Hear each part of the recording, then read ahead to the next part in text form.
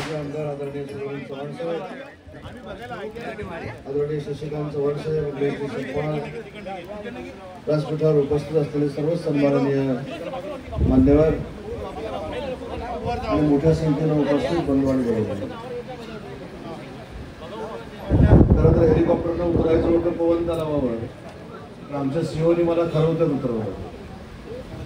येताना झालेला सगळा रस्ता बघत या असं कदाचित त्यांची भावना होती असली, आणि म्हणून मला इथं परत अर्धा तास तिकडे जाऊन ते भाव घ्यायचं असल्यामुळे मी स्वतः घातला इथं उभा राहिलो. अनेक दिवसापासून या संपूर्ण चिपळूण शहरातील विकास कामांना न्याय देण्याचा प्रामाणिकपणाचा प्रयत्न पालकमंत्री या नात्यानं मी करतो, आणि त्याचाच एक भाग म्हणून जवळजवळ 8-8.5 कोटी रुपये पुन्हा एकदा ते चिपळूण शहराला दिलेले आहेत. आणि त्याच्यामध्ये या देखील विकास कामाचं समावेश आहे. त्याची भूमिपूजन आज माझ्या उपस्थितीमध्ये, चव्हाण साहेबांच्या उपस्थितीमध्ये, आमचे जिल्हा प्रमुख सर्वच सन्माननीय जे पदाधिकारी उपस्थित आहेत त्यांच्या उपस्थितीमध्ये या ठिकाणी झालेले आहे.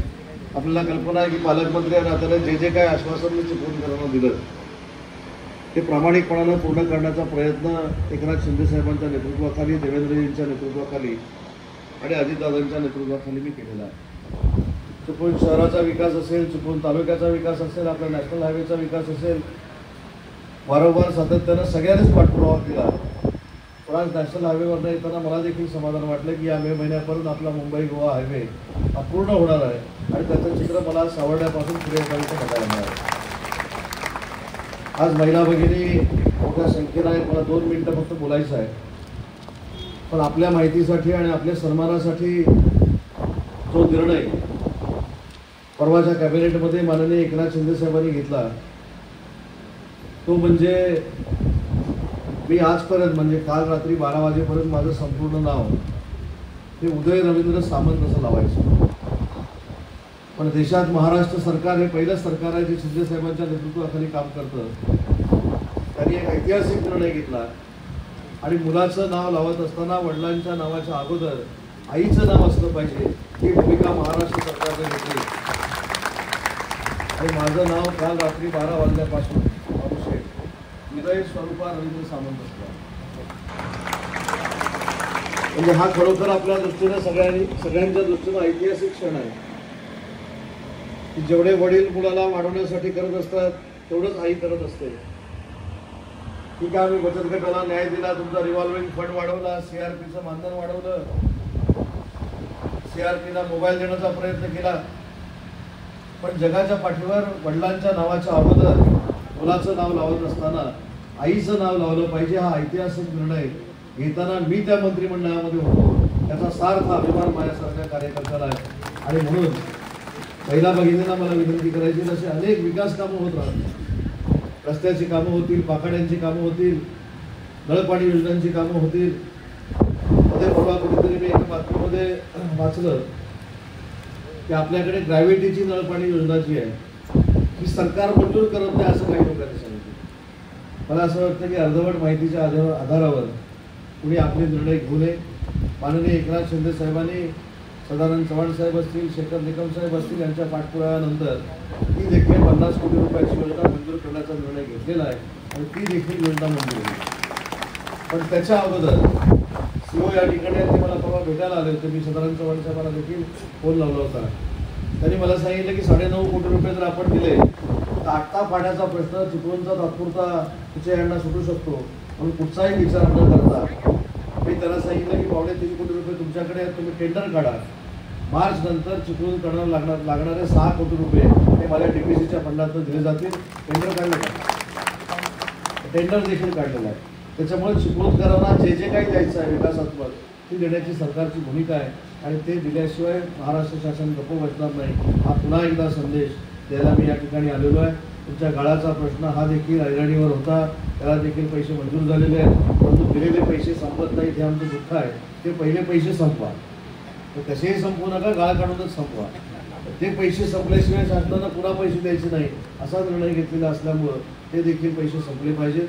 आणि तुमच्या चिपळूणकरांमुळं अजून एक काल जी ऐतिहासिक गोष्ट घडली त्याचं श्रेय हे चिपळूणकरांना जातं, ती देखील महत्त्वाची गोष्ट. ज्या नाना पाटेकरने ही वाशिष्ठी नदी साफ करून एक इतिहास घडवला, गाळ काढून एक इतिहास घडवला आणि महाराष्ट्राच्या जलसंपदा विभागाला दाखवलं की गाळ काढण्याचं काम नाम फाउंडेशननं चिपळूणमध्ये कसं केलेलं आहे हे जाऊन बघावं, त्याचं सर्वेक्षण झालं आणि काल नाना पाटेकरांच्या नाम बरोबर महाराष्ट्र शासनाने MOU केला आणि ज्या पद्धतीनं वासिष्ठ नदीचा गाळ त्यांनी नामच्या माध्यमातून काढला तसाच गाळ महाराष्ट्राच्या नद्यांमधला ओढ्यांमधला काढावा यासाठी नाना पाटेकरांनी त्यांच्या सर्व सहकाऱ्यांवर जबाबदारी दिली.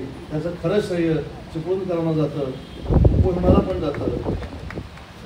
श्रेय उपोषणाला म्हणजे चिपळूणकरांना जातं.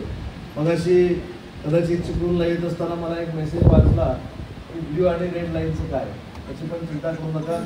आचारसंहिता यायच्या अगोदर देवेंद्रजींना मी जिल्ह्यामध्ये उद्या जे आणतोय त्याचं कारणच हे आहे की याच्याबद्दल निर्णय व्हावा आणि कदाचित उद्या याच वेळेला तुम्हाला सकारात्मक निर्णय चिपळूणकरांना मिळालेला असेल हा देखील देतो. सकारात्मक म्हणजे काही काढून टाकण्याचा नाही, पण सकारात्मक जेणेकरून चिपळूणकरांना त्रास होणार नाही, चिपळूणवासियांना त्रास होणार नाही आणि चिपळूणवासियांना भविष्यामध्ये पुराला सामोरं जात असताना कुठेही अडचण निर्माण होणार नाही अशा पद्धतीचा निर्णय उद्या देवेंद्रजी घेतील हा विश्वास फक्त आले पाहिजे. घेणार 100% दौरा देखील तर 10 मिनिटांमध्ये येईल. उद्या 1:30 वाजता आपल्याला देखील मी निमंत्रण देतो.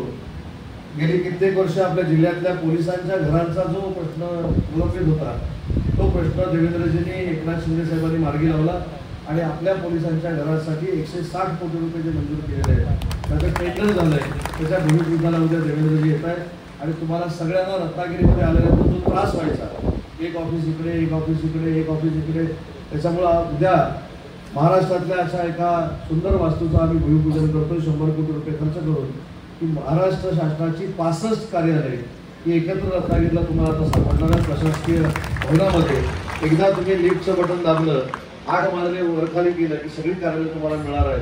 एवढी चांगलं कार्यालय महाराष्ट्रातलं उद्या आपण बांधकामाला सुरुवात करतोय. त्या कार्यक्रमाचं देखील निमंत्रण मी आपल्याला देतो आणि सीओना विनंती करतो की शेवटी आमचा कार्यक्रम आम्ही अर्धवट सोडून गेलो तर लोक गैरसमज करतात. उमेशजी तुम्हाला पण विनंती करतो.